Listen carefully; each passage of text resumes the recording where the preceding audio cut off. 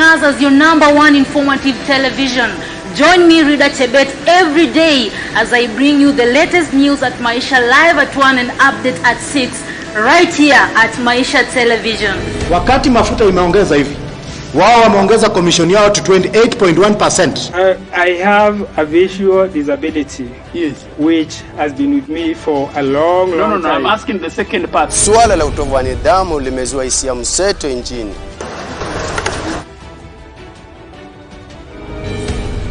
Caning is not bad for the students. Juu hata sisi wazazi wetu walikuwa natuadhibu tukiwa wadogo when we were growing up. We are now more organized than ever before. Indeed, this is the fastest growing television in Kenya. At Maisha Television, we are impartial and independent. The presidential election of the 26th October is hereby upheld. Every day, we create distinctive professional programs, content which inform, educate, and entertain. If the money has been approved, then it should be disbursed on time. We go an extra mile to let you know of all that is happening around. Wawe smart, wawe wasafi. We make it easier for you to access information. Good morning, my baby. I am fine, fine, fine. How did you feel, baby? So fine, fine, fine. Why so fine, fine, fine? Soft hair, fine, fine, fine. I'm happy you're dry. Soft hair, very soft. Soft Care Baby Diaper uses high technology, pro-level leak protection, is designed for your baby. Asante Soft Care. Syria Mama. Soft Care? Very soft.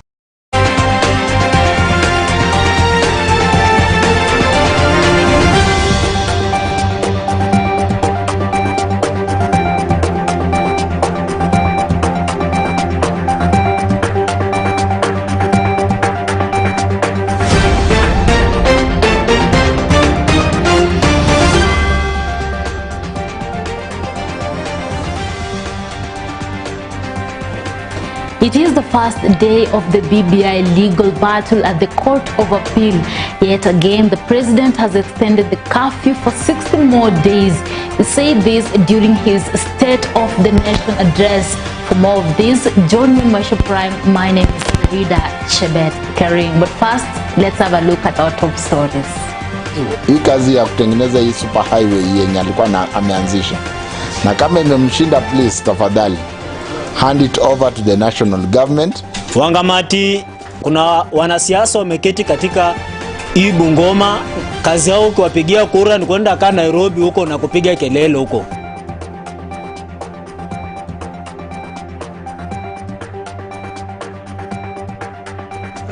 A reading of section article 1 together with the preamble answer that question.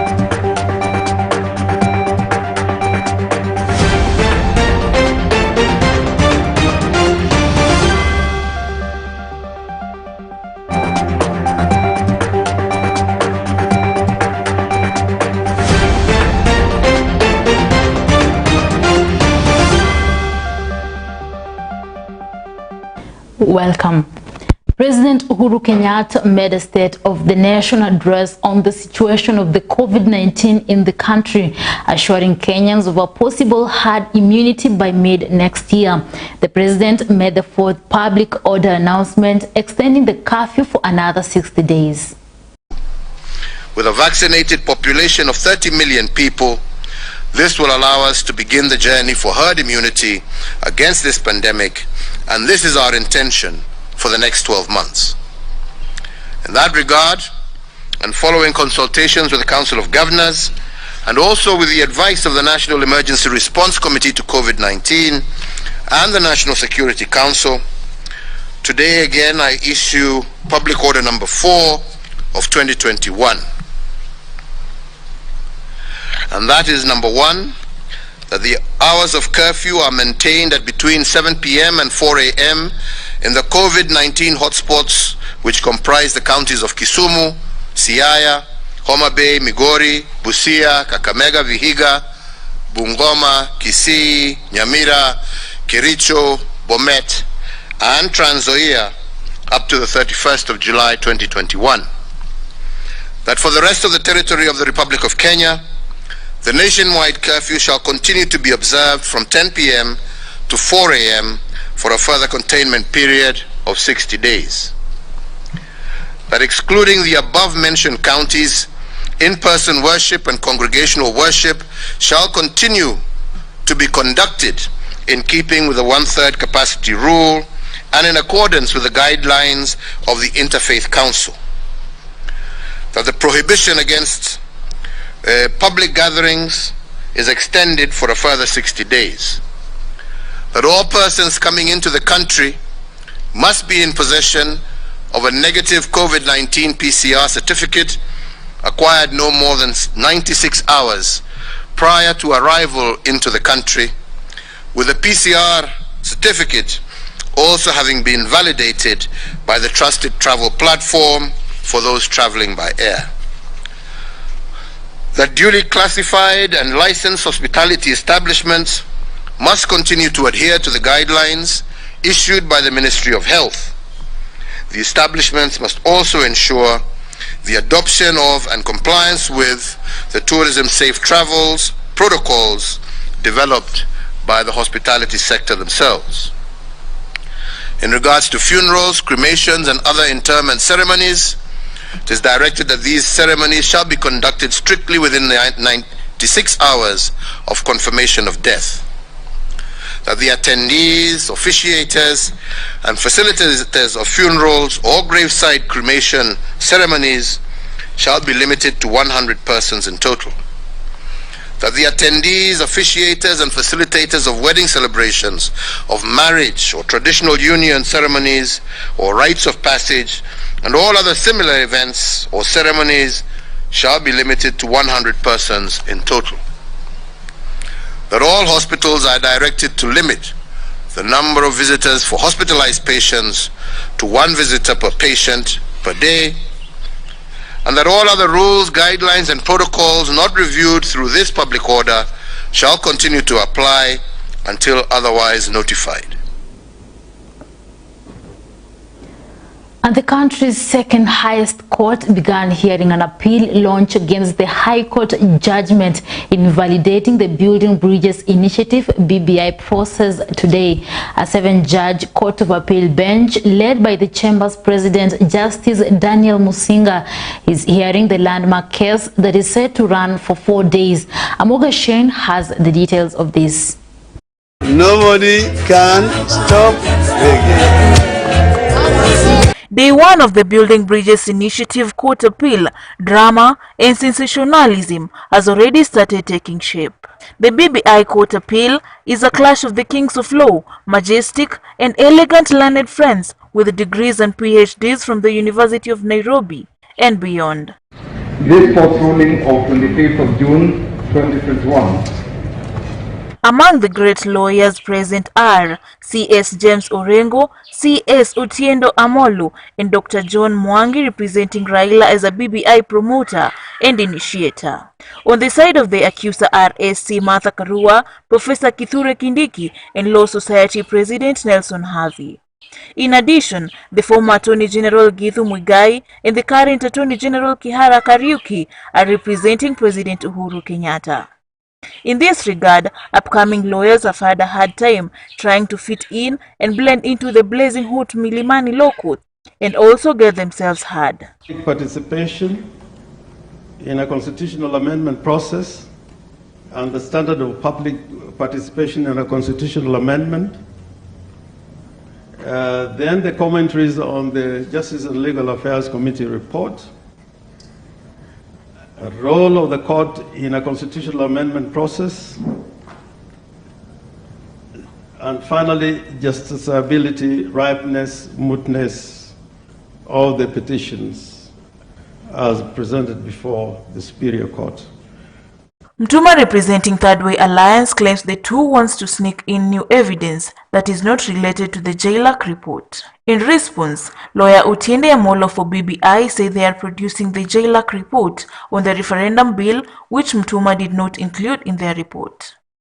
Lawyer Eric Gumbo for IEBC has asked the court not to strike out the affidavit because they are only producing a gazette notice showing that there has been continuous voter registration. Having granted leave to the respondents to file additional evidence, respondents in that application to file additional evidence by way of the joint JLAC reports and the Hansard, and having given leave to any party to file the replying affidavits. Raila Odinga and Uhuru Kenyatta have presented a 10,000-page document in their appeal.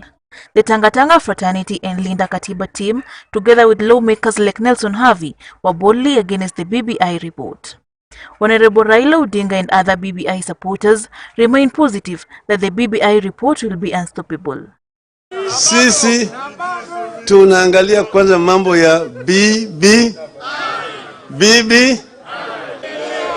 Nobody can stop reggae. Why would have you stopped BBI? We said, let us create governance, the area of governance. We address the area of governance. Temperatures are rising in the Court of Appeal and lawmakers already locking horns. During the proceedings, LSK President Nelson Havi had to come out and lecture the judges of time management, claiming favorism was taking place, forcing Otiende Amolo to react on this message. The two lawmakers agreed that the respondent must have equal time. My Lord, could I very kindly just address the court on for 1 minute. President Uhuru Kenyatta and ODM boss Raila Odinga, key proponents of the push to change the constitution, are seeking to convince the Court of Appeal judges to clear the road for a referendum. Reporting for Maisha TV, I'm Amoga Shane.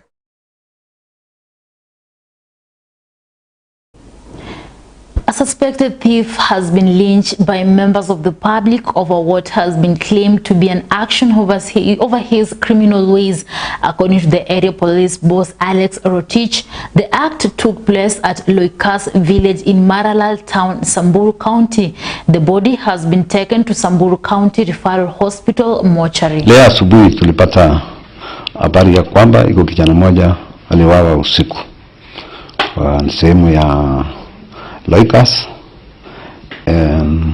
kichichi ambaye anaitwa Rangau. Hii kijana ni mdogo ya miaka 30. Vile tumepekua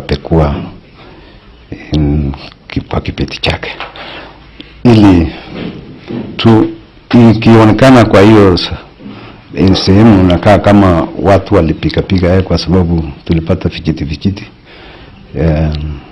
DCIO na OCS wali visit scene na mwili amepelekwa kwa mortuary ya Referral Hospital.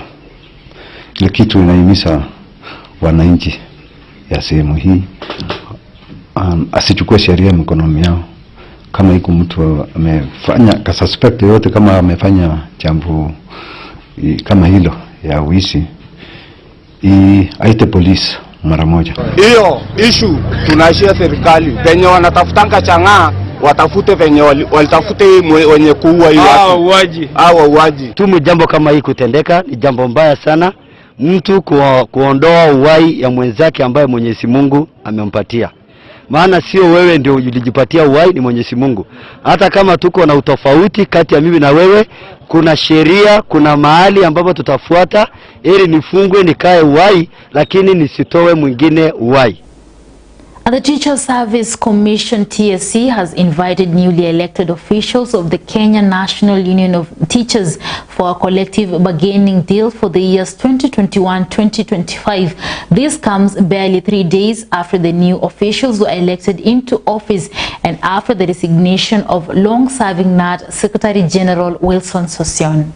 The departure of the abrasive former NAT Secretary General Wilson Sossion may have brought good tidings for the teachers' union. Another relationship between the union and the teachers' employer could be on a path to recovery, with TSC now inviting teachers to the negotiating table. So as we sit pretty, maybe to imagine that the position of the SRC is final. It is not. We must engage Teacher Service Commission on a new CBA in a laid down proper negotiation process. So we expect that as we are moving forward, we'll also have another change of the paradigm shift and have other things that we will do as the incoming office. The talks with the new office bearers could lead to a better pay deal for the more than 218,000 teachers countrywide. In a letter to the Teachers Union, the Teachers Service Commission CEO Nancy Macharia invited the new office bearers for a new 2021-2025 CBA as the current contract expires at the end of June. The newly elected Secretary General Collins Oyo was openly opposed to Sosion's style of leadership. The long-standing tiff between the TSC and NAT under the leadership of Sosion saw the lack of engaging the union and even sought to revoke the recognition agreement, with the union leaving it cash-strapped. Maisha Tv. Murang'a Senator Irungu Kang'ata has once again warned President Uhuru Kenyatta that he will be left with only 3 Mount Kenya lawmakers, as the rest will defect to Deputy President William Ruto's faction. Coming against the backdrop of Kiambu Women Representative Gathoni Wamuchomba's change of allegiance to Tanga, Kang'ata said that more politicians will make the same decisions in the coming days. There will be defections every month into UDA. I don't see defections to any other party. Jubilee is dead like a dodo because the leadership has no interest in strengthening Jubilee, and the reason is because they were doing that so that they can remove the party from use in the next general elections by William Samoei Ruto. Katika barua yangu ya Januari nilimkanya rais ya kwamba hana wafuasi wa bunge, hao wote wamemzingira tu ni kumdanganya, na nikamueleza ya kwamba itafika wakati kila mtu atamuondoka abaki peke yake. Hivi majuzi meona karibu wabunge 4 wameruka wakaingia pande ya UDA, na ataendelea hivyo hivyo. Yule tu atabaki pande hiyo ni Maina Kamanda, Gonjiri wa Mbogo wa Nyeri, na yule mwingine anaitwa Kaninikega. Hao tu peke yao watatu, hao wengine wote watamtoroka. And Bungoma Governor Wycliffe Wangamati has dismissed claims that the rivalry between him and the county assembly has stalled operations in the county. While appearing before the Senate Committee on Finance, the governor blamed his rivals for allegedly orchestrating the allegations with the view of making him look unfit for office. From August 2020 to date, the executive has released only 15 million development budget to the assembly. The rest are blank, blank, blank, blank. Should becoming Bungoma governor be included in 1,000 ways to politically die? This Senate. So he's a new man. He may not know what happens here. Professor, stop bringing semantics. Even as the county only enjoys one-term governors, seems like the trajectory is what the county refers to anti-up. That money has been not used for any other purpose, is intact. Not more than few hours after being summoned, Wycliffe Wangamati honored the Senate's invite to hack a solution for the standoff between the executive and parliament that has threatened the existential politics of one of Mulembe counties. It has been quite difficult for us to operate with the county executive honorable chair.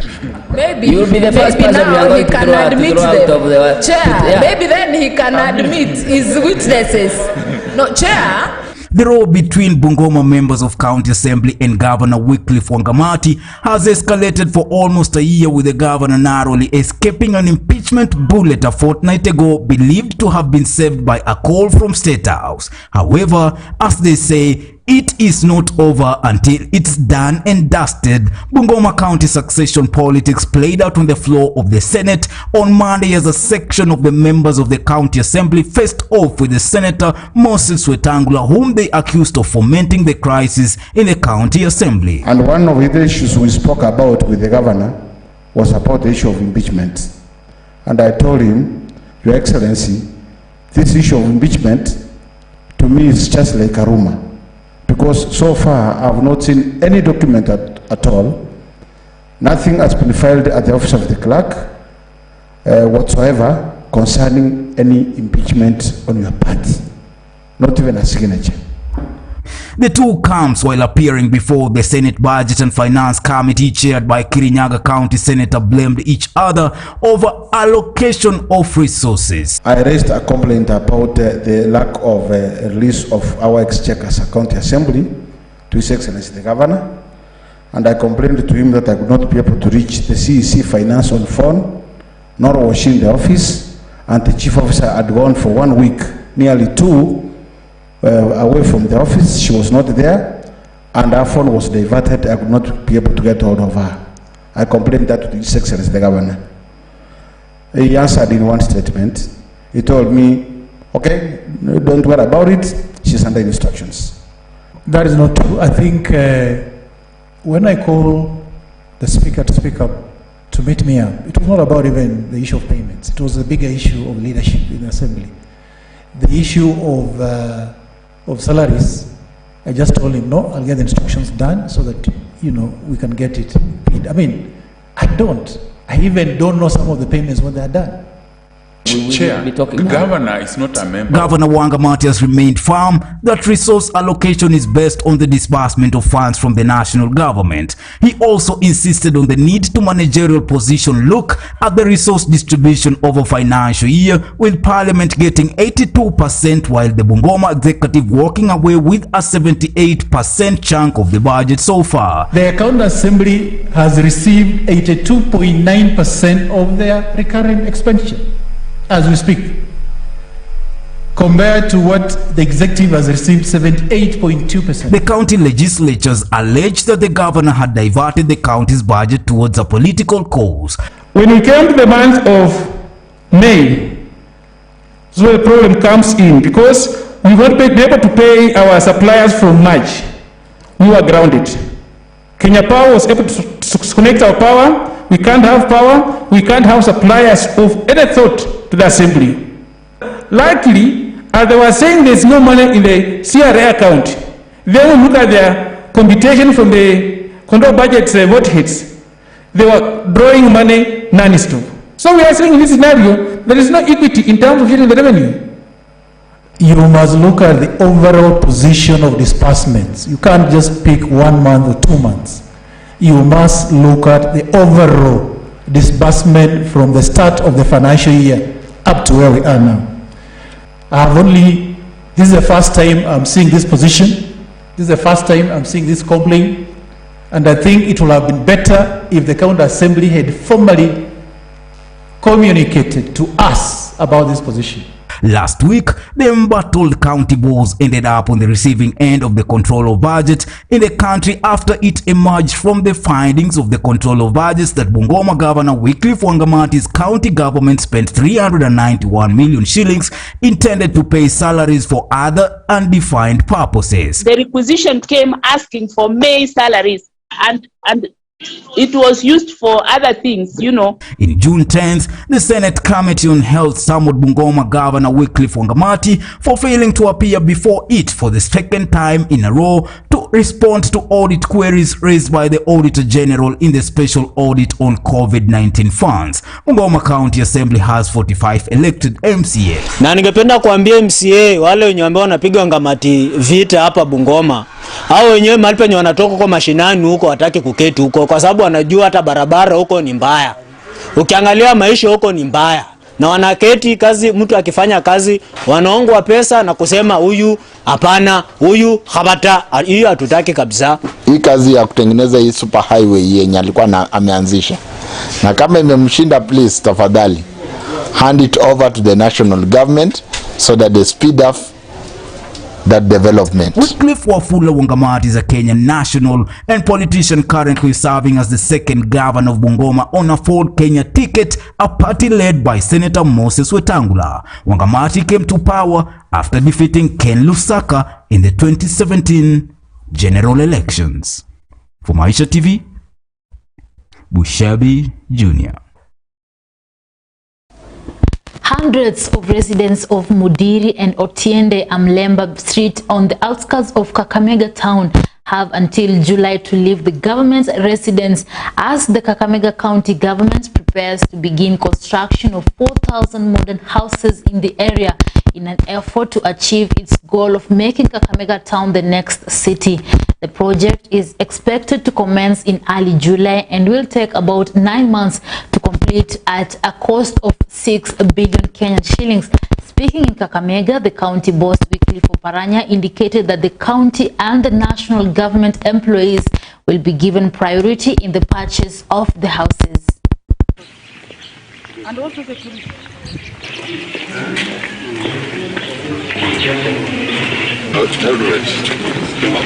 Oh, you went to Redmond. That's now far to Kakamega. Yeah, 2 hours. Yes, It is my intention to have Kakamega County as a city. And you cannot have a city without housing. If you don't have proper housing in a town, then you create slums. So I'm coming up with a massive housing project which we are launching in the month of July. But the project is up to 3,000 houses. The other 1,000 we shall now leave to private sector. They will be of the same design, but they will cost slightly more. And thousands of people have taken to social media after reports emerged that King Mswati III of Eswatini had fled the kingdom after pro-democracy protests turned into chaos. The pro-democracy protest escalated after dozens of students marched to Eswatini's parliament to demand justice for a young man believed to have been killed by the police. The Eswatini government has denied reports that King Mswati III left the country to flee violence, saying that it's completely untrue and fake. Bushebi Jr. tells us more. The Eswatini government has denied reports that its leader King Mswati III has fled the country following pro-democracy protests that rocked the southern African nation on Monday.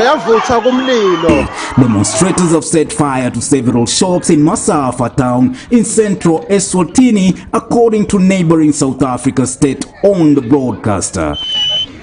Police fired tear gas and water cannons at the protesters demanding democracy in the country that has banned political parties since the early 1970s. The army was reportedly deployed to areas of unrest on Monday night after trucks, some of them belonging to South African companies, were torched over the weekend and shops were looted in the rural town of Sifofaneni. A video is doing the rounds of a burning truck near Fuzumoya and protesters using burning tires to block the road.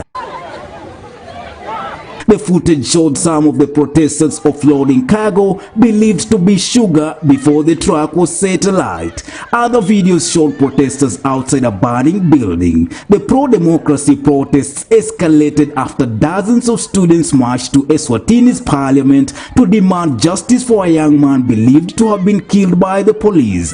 Eswatini, which was previously known as Swaziland until 2018, has been led by King Mswati III since 1986 when he was just 18 years old. The king in the nation of about 1.3 million people controls parliaments and appoints ministers in the landlocked country surrounded by South Africa and Mozambique. It is one of Africa's smallest countries and is Taiwan's last diplomatic ally in Africa. The kingdom has for years resisted switching ties to China. The 53-year-old has come under fire for his expensive tastes and spending while most inhabitants live below the poverty line. Mswati reportedly has 15 wives, although his predecessor had 125 wives. In 2019, the country was rocked by a series of strikes by civil servants who accused the monarch of draining public coffers at the expense of his subjects. For Maisha TV, Bushebi Jr.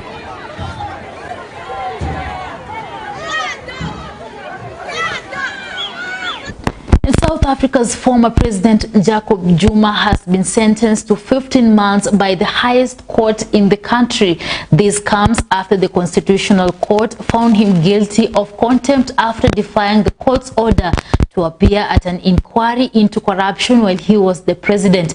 Zuma's time in the power, which ended in 2018, was dogged by graft allegations. Businessmen were accused of conspiring with politicians to influence the decision-making process. The former president made one appearance at the inquiry into what has become known as state capture, but then refused to appear subsequently. The inquiry, headed by Justice Raymond Zondo, asked the Constitutional Court to intervene. It is not clear if Zuma will now be arrested. In a separate legal matter, Zuma pleaded not guilty last month in his corruption trial involving a $5 billion arms deal from the 1990s. The Constitutional Court makes the following order. It is declared that Mr. Jacob Gedleyihlekisa Zuma is guilty of the crime of contempt of court for failure to comply with the order made by this court in Secretary of the Judicial Commission of Inquiry into allegations of state capture, corruption and fraud in the public sector, including organs of state, versus Jacob Gedleyihlekisa Zuma. Mr. Jacob Gedleyihlekisa Zuma is sentenced to undergo 15 months imprisonment. 5. Mr. Jacob Gedleyihlekisa Zuma is ordered to submit himself to the South African Police at Nkandla Police Station or Johannesburg Central Police Station within 5 calendar days from the date. Well, and that's all we had for Maisha Prime News. My name is Rita Chebet. Enjoy the rest of your day.